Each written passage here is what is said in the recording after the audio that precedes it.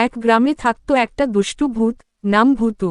সে ছিল একটু অন্যরকম, ভয় দেখানো নয়, সে বেশি মজা করতেই ভালোবাসত।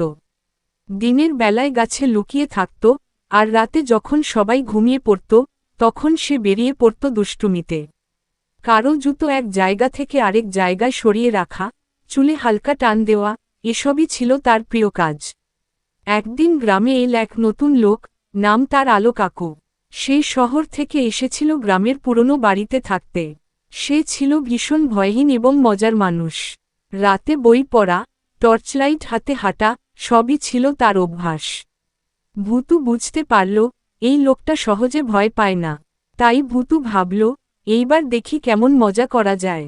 রাতে ভূতু গেল আলো কাকুর বাড়িতে। খাটের নিচে লুকিয়ে সে ফিসফিস করে বলল, আমি ভূত। হু হু হু। আলো কাকু হেসে বলল, ভূত হলে তো খুব ভালো, চলো চা খাই। ভূতু থতমত খেয়ে গেল। কেউ ভূত দেখেও চা খাওয়ার কথা বলে? তবুও সে চায়ের লোভে বেরিয়ে এল। আলো কাকু তাকে বসতে বলল আর বলল, তুমি দুষ্টু ভূত, না ভালো ভূত?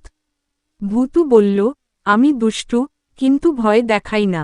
আলো কাকু বলল, তাহলে তুমি আমার বন্ধু হতে পার। তবে একটা শর্ত আছে, দুষ্টুমি কেবল মজার হতে হবে, ক্ষতি নয়।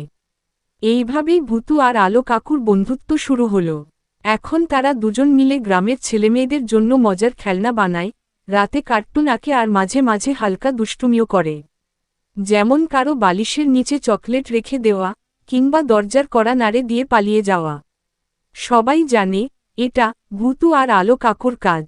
এখন আর কেউ ভূতকে ভয় পায় না, বরং ছেলেমেয়েরা চায় ভূতু এসে দুষ্টু মজার কিছু করুক। আর ভূতু, সে তো বেজায় খুশি, কারণ সে পেয়েছে এক অসাধারণ বন্ধু, আলো কাকু, আর এক সুন্দর ভূতুরে জীবন।